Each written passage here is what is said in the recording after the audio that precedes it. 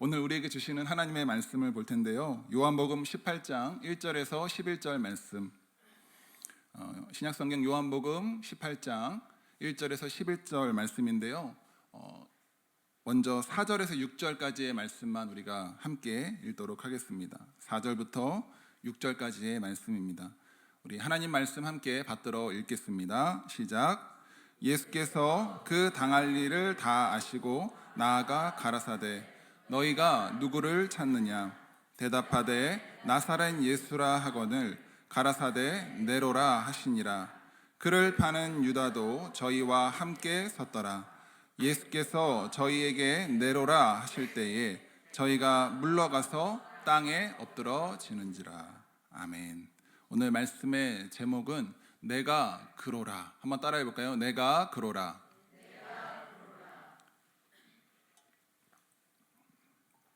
오늘 우리가 읽은 본문에서는 이제 제자들과의 마지막 대화, 그리고 하나님 아버지를 향한 기도를 마치신 이제 예수님께서 그분을 체포하기 위해서 몰려든 그 사람들 앞에 나아가는 이야기가 나옵니다. 우리가 이 요한복음 성경을 보기에 앞서서 먼저 기억해야 될 것은요, 요한이 이 요한복음을 쓴 목적이 있다는 것입니다. 요한복음을 쓴 목적, 그 목적은 바로 뭐냐면요, 예수는 메시아 구원자다, 이것을 말하는 것입니다. 예수는 너희가 아는 것처럼 그냥 위대한 성인 중에 한 명, 좋은 사람 중에 한 명이 아니라 그분은 메시아 구원자이시고 그분은 하나님의 아들이시다라는 것을 증거하기 위해서 이 요한복음을 쓴 것입니다. 여러분, 예수님께서 걸어가신 그 십자가의 길이라는 것이 어쩌면 사람이 그의 인생에서 당할 수 있는 수치, 고통, 아픔, 괴로움, 이것이 아주 최고조로 달하는 그런 시간일 수가 있습니다. 실제로 이 십자가라는 형벌은요, 로마의 형벌인데 당시에 죄 지은 사람들 중에서 가장 악질적이고 악랄한 그런 죄인들이 받는 그런 최악의 형벌이 십자가였다는 것입니다. 하나님이라는 분이, 하나님의 아들 예수 그리스도라는 분이 이러한 인간으로서 받아야 되는 최악의 형벌을 받는다는 것, 어떻게 보면 수치스럽고 고통스러운 일이 아닐 수 없겠죠. 하지만 오늘 이 요한은요, 예수께서 받으신 그 수치와 고통을 통해서 그것이 오히려 예수님의 명예와 그분의 어떤 존재, 그분의 사명을 추락시키고 그것을 손상시키는 것이 아니라 도리어 그분이 진짜 누구이신지, 그분의 실제가 무엇인지, 그분이 이 땅에 오신 이유가 무엇인지를 분명하게 보여주는 결정적인 증거가 바로 이 십자가라고 말하는 것입니다. 주님은 오늘 말씀에서 내가 그다, 내가 그로다, 이렇게 말씀하십니다. 내가 그 사람이다 라고 말씀하십니다. 내가 그로라, 내가 그 사람이다 라고 말씀하시는 주님, 우리가 믿는 그 예수님 어떤 분이신지 오늘 요한을 따라서 우리 예수님을 따라가면서 한번 말씀을 통해서 살펴보겠습니다. 첫 번째로 십자가를 향해 나아가시는 예수님이십니다. 오늘 말씀 1절에서 3절 말씀 우리 같이 읽겠습니다. 시작. 예수께서 이 말씀을 하시고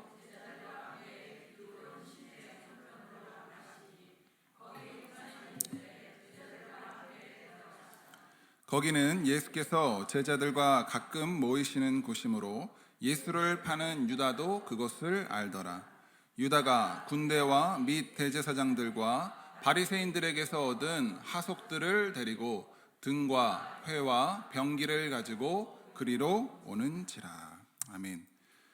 하나님께 아까 저희가 말씀드렸던 것처럼 이제 예수님께서 십자가를 향해 나아가기로 결정하시고 본격적으로 움직이시죠. 예수님은 제자들과 함께 기드온 시내에 있는 한 동산으로 들어가십니다. 거기에는 감람나무가 많았는데요, 감람나무라고 하니까 우리가 잘 헷갈리는데 영어 성경에는 이것을 올리브, 우리가 잘 아는 올리브 나무 있잖아요. 여러분 다 올리브 기름 쓰시나요? 엑스트라 버진 오일 올리브 오일 쓰세요. 이 올리브가 많이 나는 지역이기 때문에 이 올리브 나무가 가득한 그 감람산, 올리브산이라고 붙은 그곳으로 가시죠. 거기에는 정원들이 여러 개가 있었는데요, 마태복음 26장 그리고 마가복음 14장에서는 주님이 오늘 걸어가신 이 정원, 그것을 다른 말로 겟세마네라고도 부릅니다. 겟세마네. 여러분 겟세마네 많이 들어보셨죠? 겟세마네. 이 뜻은 기름을 짜는 틀이다라는 뜻. 그래서 거기에는 그 실제로 올리브 나무가 많았고요. 그 올리브 열매를 추출해서 거기서 기름을 짜는 어떤 그런 곳이었습니다. 담장으로 둘러싸인 정원이었죠. 누가복음 22장에 보면은 예수님께서 이 겟세마네 동산, 그 올리브 나무가 가득 있는 그 동산에 가셔서 기도하십니다. 어떻게 기도하셨죠? 겟세마네 동산에서 그 땀이 핏방울이 되도록 기도하셨다라고 성경은 말하고 있습니다. 이처럼 이 겟세마네 동산은 주님에게 있어서, 제자들에게 있어서도 친숙한 곳입니다. 제자들과 가끔씩 갔던 곳이었기 때문에 예수를 파는 이 유다, 가룟 유다도, 가룟 유다도 깜짝 놀랐습니다. 지금 순간 주님이 오시나 해가지고 이 예수를 판 제자 가룟 유다도 그것을 알고 있었습니다. 주님이 거기 계실 거라는 걸 알고 있었죠. 그래서 예수를 죽이려는 자들이죠. 오늘 성경에서 말하는 군대, 그리고 대제사장, 바리새인들의 하속들을 데리고 그 동산으로 간 것입니다. 여러분, 성경이 말하는, 오늘 말씀에서 말하는 이 군대라는 것은요, 정확히 말하면 로마군의 보병대를 말합니다. 이 로마군입니다. 완전한 이 규모에서의 이 로마의 보병대는요, 보통 완전한 규모는 1000명입니다. 1000명. 보병 760명, 그리고 기병 240명 해서 이 1000명. 그래서 우리가 로마 성경에 보면은 천부장 이런 말씀 들어보셨죠? 그것은 바로 이 1000명 보병대를 다스리는 장입니다. 이 보병대가 아주 작게는 한 200명 정도부터 1000명까지, 보통은 한 600명 정도가 움직였다고 합니다. 한번 움직일 때. 이 군대는 원래는 예루살렘에 없고 다른 지역에 주둔해 있다가요, 오늘 이 성경의 배경이 되는 이 유대인의 큰 명절이 뭐였죠? 바로 유월절. 예수님은 유월절 어린 양으로 십자가에 달려 죽으시잖아요. 이 유월절에 대해서 큰 명절이 되니까 많은 사람들이 다 예루살렘에 오니까 여러분 어떡하겠어요? 치안이나 안전에 대한 대처가 필요하겠죠. 그래서 로마 군인들이 이 성 인근에서 머물면서 주둔하고 있었던 것입니다. 그런데 그 군대가 동원된 것입니다. 하속은 대제사장과 바리새인들의 하인들이라고도 할 수 있지만 사실은 성전에서 경찰 역할을 하는 사람들이었다라고 보고 있습니다. 주로 체포하는 역할들, 성전을 더럽히거나 성전을 해방하거나 소란을 일으키는 사람들을 즉시 체포하는 사람들, 바로 성전의 경찰들이었죠. 이들은 예수를 체포하면 곧바로 이제는 대제사장, 그 당시의 법의 흐름에 따라서 대제사장들을 통해서 재판을 받아야 했기 때문에 이들이 함께 갔습니다. 이 시간은 밤이었기 때문에 그들은 등불과 횃불, 그리고 각자 무기를 짊어진 채, 장착한 채 수백 명에 달하는 군대, 로마의 군대, 그리고 경찰, 그리고 예수를 판 가룟 유다까지 기습적으로 이 깜깜한 밤, 사람들이 다 자고 있는 밤에 기습적으로 거기를 치러 간 것입니다. 압도적인 규모와 이러한 세력 가운데서 주님께서, 갑자기 여러분은 집에 수백 명의 사람들이 쳐들어와가지고 여러분을 체포하려고 한다면 여러분 어떻게 하시겠습니까? 누구라도 아마 당황스럽지 않을까요? 놀라지 않을까요? 두렵지 않을까요? 주님은 그러한 사건에 대해서 어떻게 반응하시는지 성경을 보겠습니다. 두 번째로 주님은 내가 그 사람이다라고 하시면서 이렇게 말씀하시죠. 권능과 능력의 예수를 보여주십니다. 4절 말씀에서 6절 말씀을 같이 한번 읽어보겠습니다. 시작.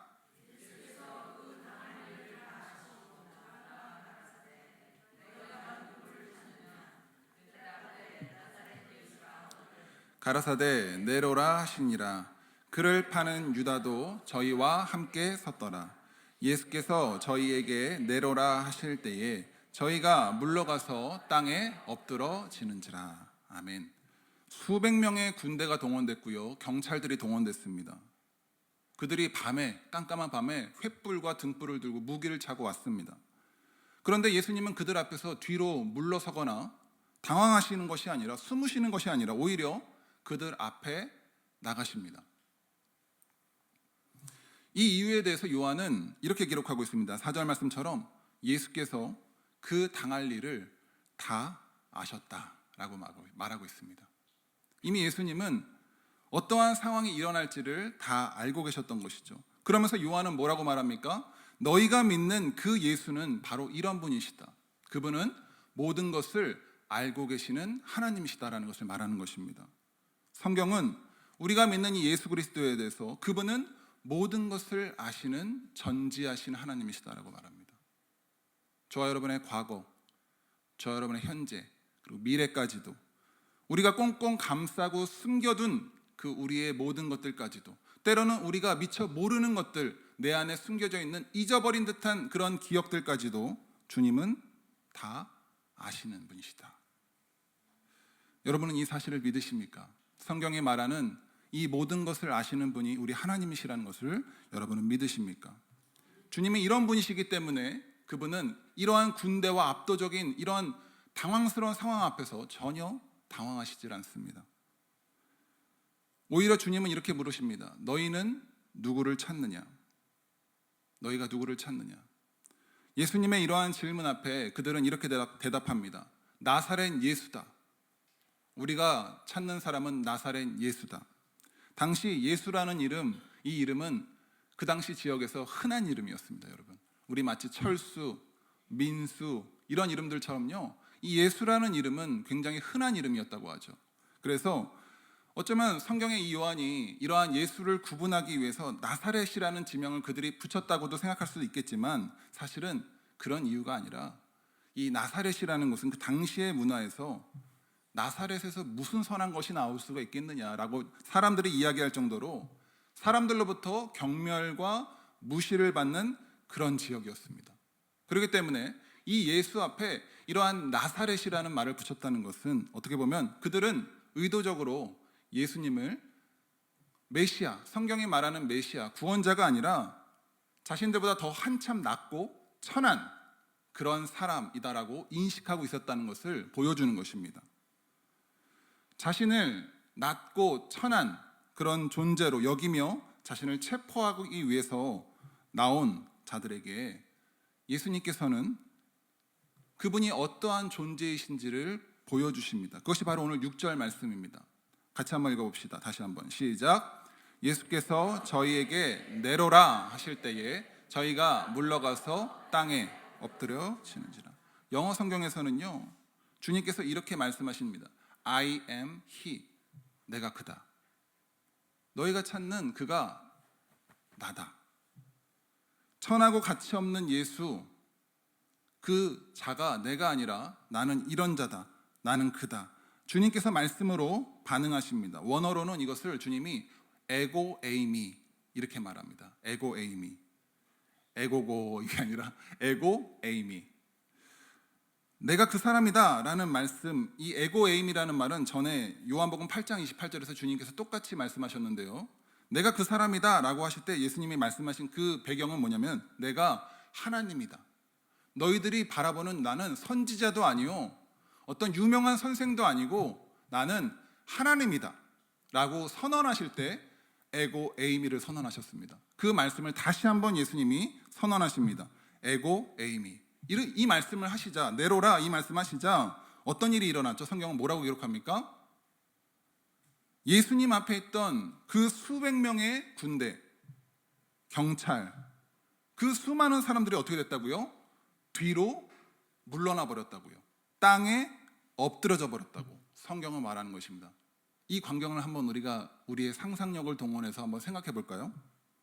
수백 명의 군대가, 경찰들이 예수님 앞에 서 있습니다. 아주 기세등등하게 서 있습니다. 근데 또 예수님을 배반한 제자인 가룟 유다도 그들 중에 있습니다. 그런데 그 광경에서 주님께서 이렇게 말씀하시죠. 에고 에이미, 내가 그다 라고 하실 때 이 수많은 사람들이 다 어떻게 됐다고요? 다 뒤로 날아가 자빠져 버렸다고요. 놀랍지 않습니까, 여러분? 무슨 일이 일어나는 거죠? 실로 인간으로서는 어안이 벙벙하고 이게 도대체 무슨 일인가 말로 설명할 수 없는 그런 놀라운 일이 지금 현장에서 일어난 것입니다. 수백 명의 군대가 한 사람 앞에서 무릎을 꿇고 엎드린다니요. 그것도 자기의 힘, 자기의 의지가 아니라 어떠한 알 수 없는 힘에 의해서. 그런데 우리가 믿는 예수, 성경이 말하는 예수는 바로 이런 분이라는 것입니다. 그분은 연약하고 평화만을 추구하는 그런 평화롭게 싸움을 피하는 존재가 아니라 그 앞에 나가십니다. 친히 그 선봉에 나가십니다. 내가 그다라고 선포하십니다. 그 주님 앞에서 그 어떤 존재들도 버티지 못하고 땅바닥에 엎드려 쓰러져 버립니다. 예수는 천하고 부끄러운 존재가 아니라 그 어떤 존재 앞에서도, 세상의 권세자들 앞에서도, 그 어떤 주권자들 앞에서도 내가 그다라고 선포할 수 있는 진정한 우리의 왕이자, 이 땅의 왕이자, 창조주이시자, 말씀만으로 모두를 무릎 꿇게 하실 수 있는 권능과 능력의 창조주이심을 오늘 요한복음은 그것을 보여줍니다. 여러분, 이 예수를 경험해 보셨습니까? 여러분이 신앙생활 하시면서 이 예수를 만나 보셨습니까? 그 예수 앞에 설 때 그 어떠한 말도 할 수 없는, 숨도 쉴 수 없는, 하늘을 감히 쳐다볼 수 없는, 땅바닥에 고개를 처박은 채 그 예수를 바라볼 수 없는 그 예수를 경험해 보셨습니까? 저도 처음에 이 예수를 경험했을 때가 군대 갔을 때였는데 너무너무 힘들어서 혼자서 외딴 방에서 하나님을 간절히 찾으면서, 하나님, 저 힘들어요. 저 도망치고 싶어요. 저 너무 힘들어요. 그렇게 혼자 막 울부짖고 있을 때, 그때 저는 이 주님을 만났습니다. 주님의 임재가 제 앞에 임했다는 것을 느꼈을 때 저는 그 위엄과 그 압도함 앞에서 아무런 숨도 쉴 수 없었고, 이게 도대체 나에게 무슨 상황이 벌어진 거지 하면서 갑자기 제 입에서 알 수 없는 말이 막 터져 나오기 시작하고, 그런 개인적인 신앙의 체험이 있는데요, 아마 오늘 이 군대들도 아마 그런 경험을 하지 않았을까요? 자기가 알지 못하지만 갑자기 엎드려진 채 주님 앞에서 쩔쩔매는 이 경험. 이 예수를 경험한 자들은 예수 그리스도의 이름을 선포할 때 나사렛 예수의 이름으로 물러가라 이렇게 하지 않습니다. 예수의 이름의 권능을 믿고 권세를 믿고 당당하게 선포하는 것입니다. 사랑하는 성도 여러분, 그 예수의 이름을 선포하십시오. 저와 여러분이 믿는 예수는 약한 예수가 아닙니다. 세상의 그 어떤 주권자도 그 앞에서 무릎을 꿇을 수밖에 없는 그 예수의 이름입니다. 그렇기 때문에 이 예수의 이름 앞에 성경에는 원수 마귀가 두려워하며 떠나간다고 말하고 있는 것입니다. 그런데 이처럼 놀라운 권능과 능력의 예수님께서, 자신의 이 권능과 능력으로 얼마든지 모든 것을 하실 수 있는 그분께서, 모든 것을 아시는 그분께서 자신의 그러한 모든 것을 내려놓고 포기하십니다. 스스로가 스스로를 포기하십니다. 왜 그러셨을까요? 그분께서 자기 스스로를 포기하신 이유가 무엇입니까? 거기에는 다음과 같은 예수의 모습이 있기 때문입니다. 세 번째로, 내가 그 사람이다 말씀하시는 그 주님은 바로 하나도 잃지 않는 예수님이십니다. 한번 같이 읽어볼까요? 하나도 잃지 않는 예수. 오늘 본문 말씀 7절에서 9절 말씀 우리 같이 한번 읽어봅시다. 시작. 이에 다시 누구를 찾느냐고 물으신대 저희가 말하되, 예수께서 대답하시되 너희에게 내로라 하셨으니 나를 찾거든 이 사람들의 가는 것을 용납하라 하시니, 이는 아버지께서 내게 주신 자 중에서 하나도 잃지 아니하였삼나이다 하신 말씀을 응하게 하려 하심이러라. 예수님께서 자신 앞에 엎드려 있는 이 수많은 사람들, 수백 명의 군대와 경찰들, 이 사람들에게 또다시 물어보십니다. 너희는 누구를 찾느냐? 주님 앞에서 날아가서 엎드려진 채 땅에 고개를 쳐박고 막 이렇게 있는 상태임에도 불구하고 예수를 잡기 위해서 모인 군대와 경찰들, 그들은 여전히 뭐라고 말하죠? 나사렛 예수다! 라고 얘기합니다. 하나님의 권세 앞에서도, 권능 앞에서도 수그러들지 않습니다. 아마도 글쎄요, 다른 군대나 경찰들은 모르겠지만 예수를 판 가룟 유다, 제자인 가룟 유다는 이때 아마 좀 정신을 차리지 않았을까 저는 생각해 봅니다. 그렇지, 내가 따라다녔던 그 예수님이 이런 분이셨는데 내가 지금 무슨 짓을 하고 있는 거지? 속으로 한번 생각하지 않았을까 싶습니다. 나중에 가룟 유다는 그 예수를 팔므로 인해서 자신의 비참한 최후를 맞이하지 않습니까? 그런데 사람들은 모르죠. 여전히 나사렛 예수다라고 말합니다. 예수님께서 이들에게 두 번이나 너희가 누구를 찾느냐라고 물어보신 이유에는요, 다음과 같은 이유가 있습니다.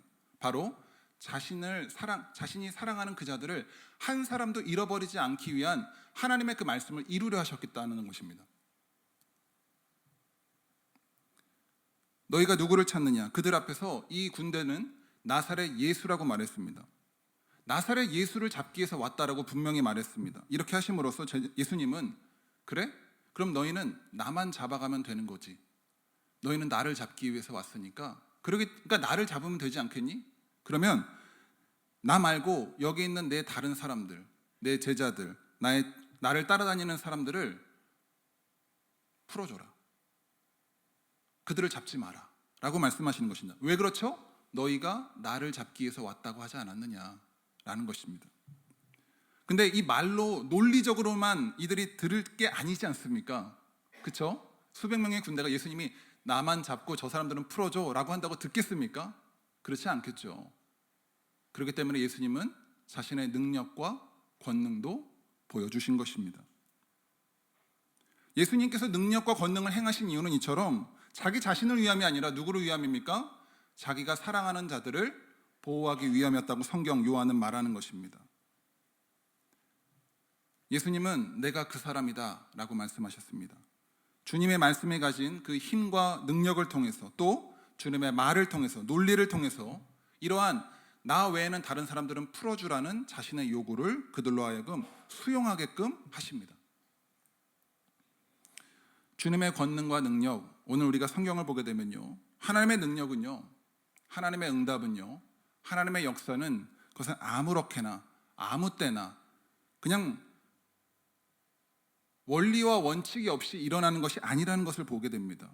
하나님의 능력이 나타나는 상황, 하나님의 능력이 일어나는 때는 바로 그분의 사랑하는 자들을 지키는 때, 그분의 사랑하는 자들의 도움이 필요한 때, 그때에 행해진다는 것입니다.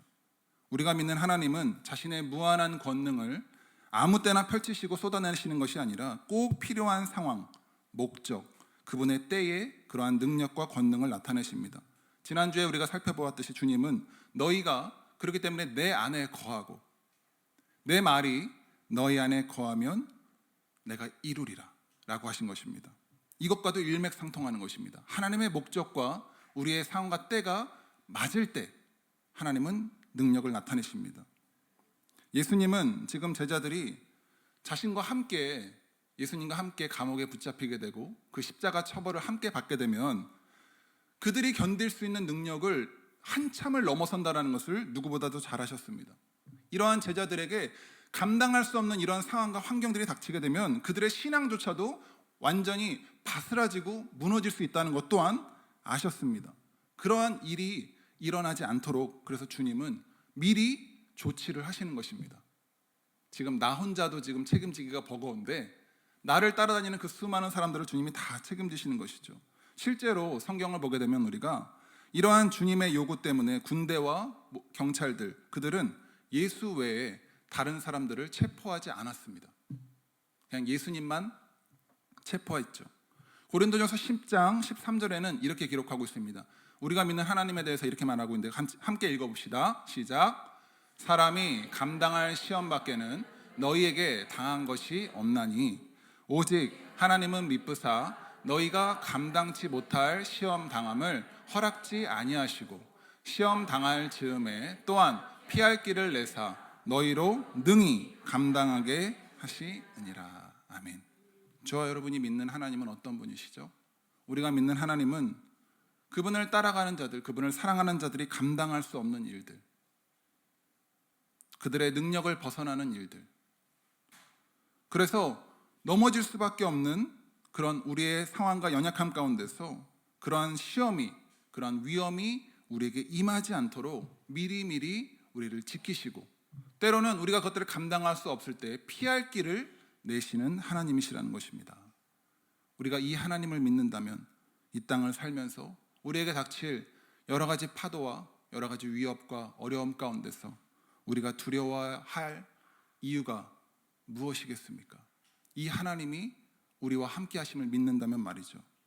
한번 따라서 고백해 볼까요? 믿음으로 한번 고백해 봅시다. 주님 때문에 나는 안전합니다. 다시 한번 주님 때문에 나는 안전합니다. 아멘. 이러한 믿음의 고백을 우리가 이 성경 말씀을 통해서 하나님께 올리기를 원합니다. 모든 신자는, 저와 여러분 모두는 이러한 주님의 보호 없이는 우리는 연약하고 약해서 언제든지 사단이 우리를 넘어뜨리려고 할 때 그 공격에 쓰러질 수밖에 없는 그런 자들입니다. 하지만 이 예수를 알고 이 예수를 믿고 그 예수를 내 마음에 새긴 자들은요, 내 힘이 아니라, 내 힘 때문이 아니라 이 예수님의 나를 향한 지속적인 꾸준한 그 도우심과 보호하심 때문에 나는 영원히 안전하다라는 사실을 우리 마음에 믿고 그 믿음으로 말미암아 우리는 누리게 되는 것입니다. 성경을 보게 되면요, 그런데 이러한 예수님의 마음도 모른 채 또 대형 사고 치시는 분이 한 분이 또 등장하십니다. 바로 우리가 잘 아는 베드로 형님이십니다. 10절 11절 말씀 같이 한번 봅시다. 10절 11절 시작.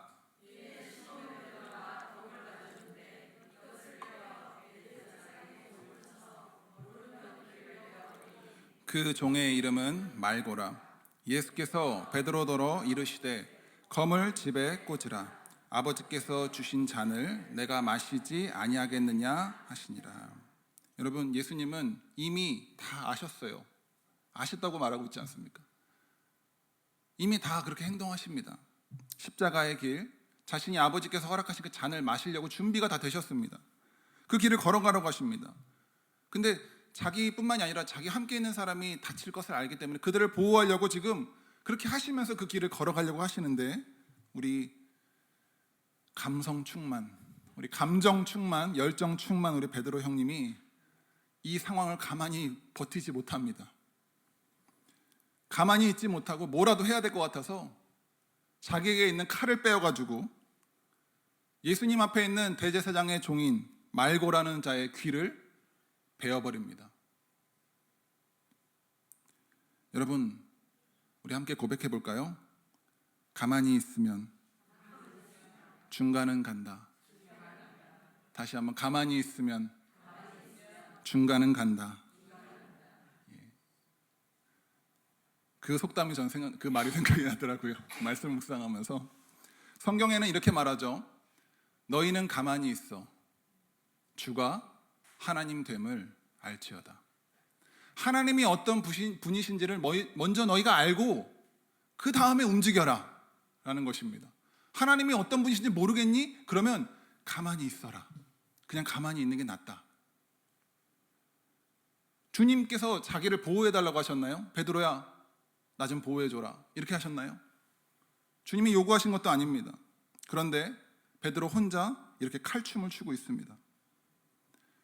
나중에 베드로는 이 자기의 행동 때문에 매우 곤란한 상황에 처해지게 됩니다. 나중에 그가 귀를 벤 이 말고라는 사람, 그 사람의 가족이 예수님께서 재판을 받으시는 그 대제사장 집의 뜰에 있을 때 그가 베드로를 보고 이렇게 말하기 때문입니다. 너 예수 제자 맞지? 너 예수 제자잖아. 말고의 가족, 이 당시에 함께 있는 자들이, 베드로가 자기의 그 말고의 귀를 벤 자들이 빼도 막도 못하게 베드로한테 지적합니다. 너 예수의 제자 맞잖아. 맞지? 3번째 물어봅니다. 베드로가 아주 난처해집니다. 나중에. 그래서 근데 그런 상황을 베드로는 지금 모릅니다. 앞으로 미래에 당할, 그가 당한 곤란을 모릅니다. 그냥 지금 자기 감정이 충만해서 뭐라도 해야 될 것 같아서 막 행동합니다. 그런데 놀라운 사실은요, 예수님께서는 이러한 베드로의 실수, 그의 치기 어린 이런 행동, 그가 앞으로 당할 곤란까지도 다 아셨다는 것입니다. 그 모든 것들을 다 아신 예수님께서 그렇기 때문에 이 귀가 잘린 말고에 대해서 이렇게 행동하십니다. 요한복음에는 기록하고 있지 않지만 다른 복음서인 누가복음에는 이 사실을 기록하고 있습니다. 누가복음 22장 함께 읽어봅시다. 시작. 예수께서 일러 가라사대 이것까지 참으라 하시고 그 귀를 만져 낫게 하시니.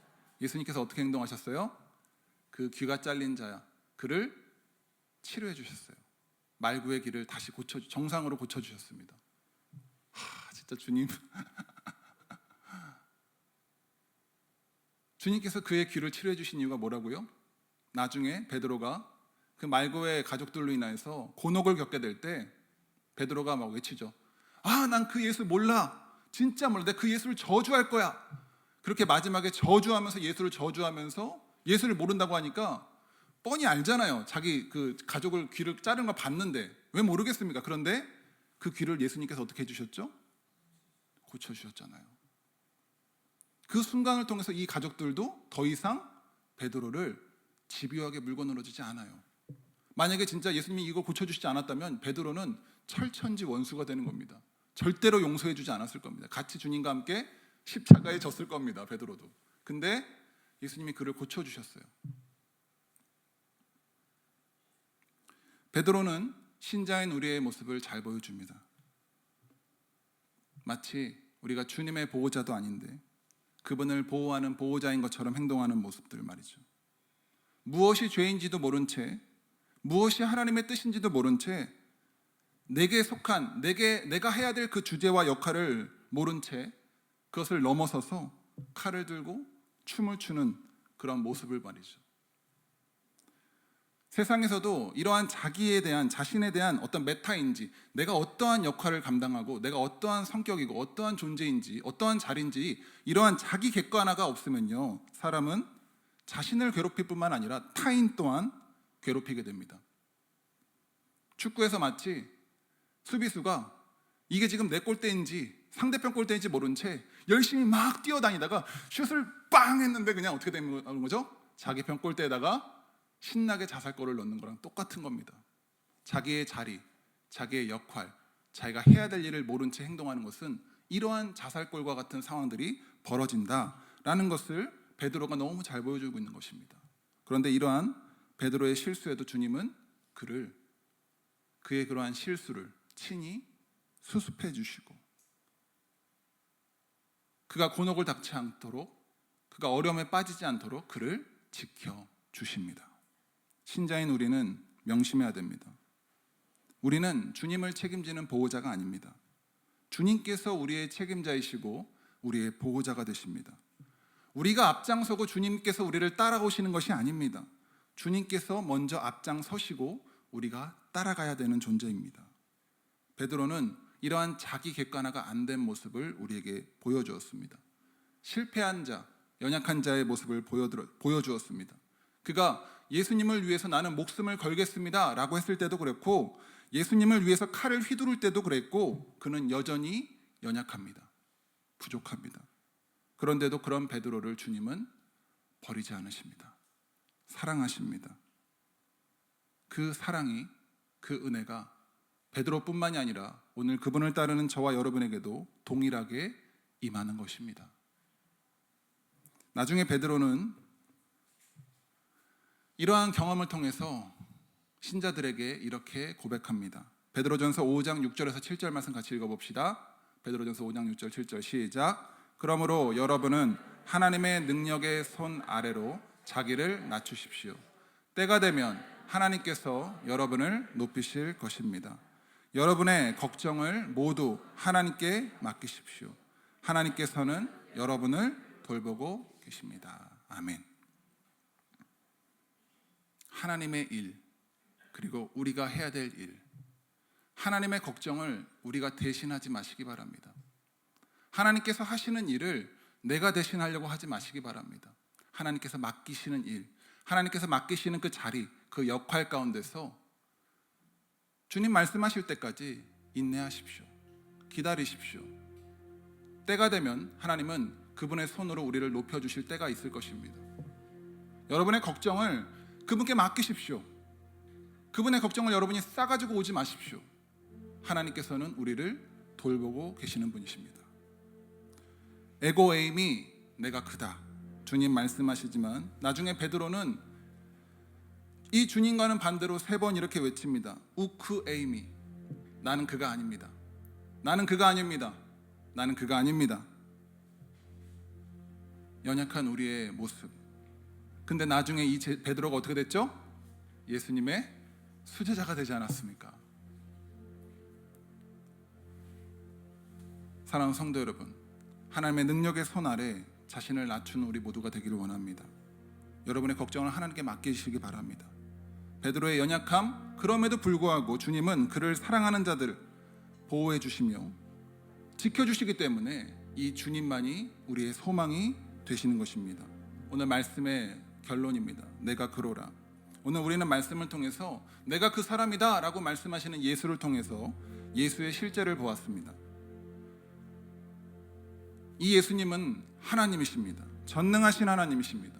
모든 것을 알고 계시는 하나님이시며 세상의 그 어떤 주관자와 권세자들이 그 앞에서 온전히 설 수 없는 권위와 위엄을 갖고 계신, 권세를 갖고 계신 창조주 하나님이시라는 것이죠. 그런데 그분은 자신의 이러한 권능과 권세를 아무렇게나 휘두르시는 분이 아니십니다.